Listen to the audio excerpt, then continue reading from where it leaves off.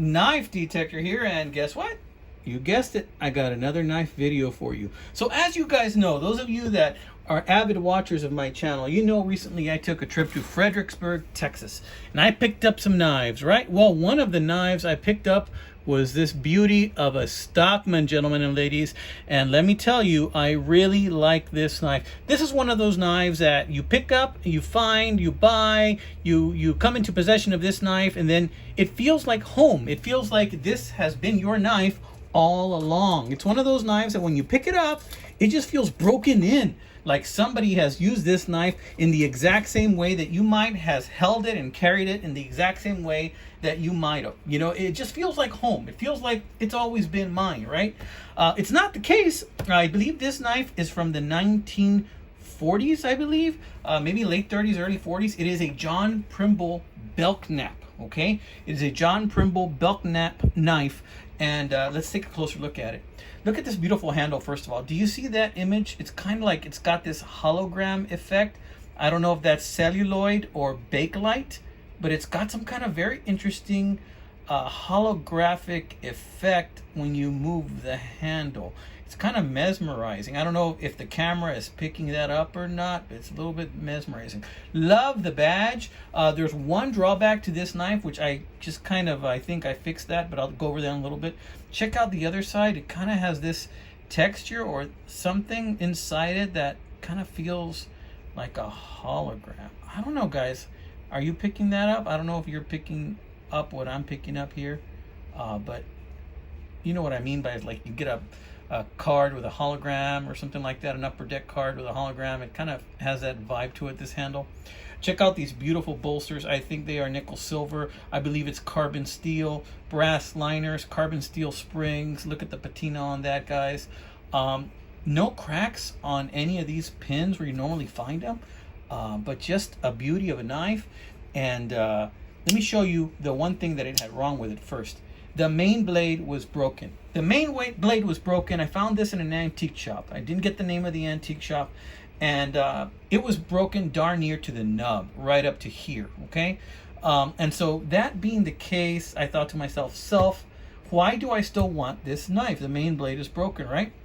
When I looked at it, me and the seller could not figure out what kind of brand it was, because all of this was really black in here, right? Then I was able to see that with a magnifying glass. She let me that it's a John Primble Belknap right there.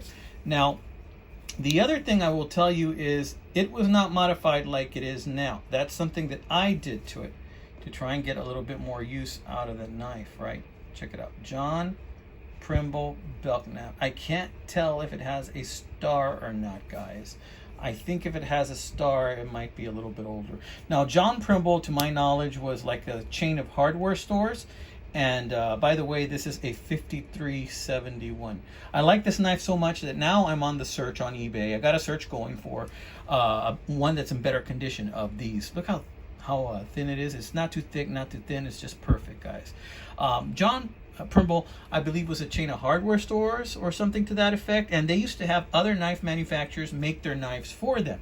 Knife manufacturers like Camillus and Boker. Now, at first I thought that maybe Camillus had made this knife for John Primble, but then I came across an identical knife, except instead of this pretty badge, it had the tree badge made by Boker. The bolsters were exactly the same, the blades were the same, everything was the same, and man, they're asking $65 for that on eBay. I paid $10 for this one. The lady was asking $12, talked her down to $10 because of the broken blade. It was good snap, as you can hear, broken down near to the nub, right? But what I did is I went ahead and I turned that into a wire stripper or rope cutter, and it works fairly well, my friends. It's pretty darn sharp. I turned it into a wire stripper or belt or rope cutter. And notice how it's still got a piece of the nail nick. So I went ahead and I took my Dremel and I cut a little bit of a notch in there so that I can pull it out a little bit easier when I need to.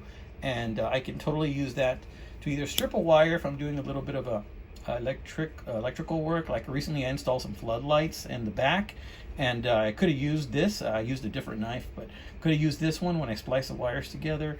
But I used it for that. I can now use it for that purpose. Okay, so because of that, you know, I decided, let me go ahead and turn this into something useful, right?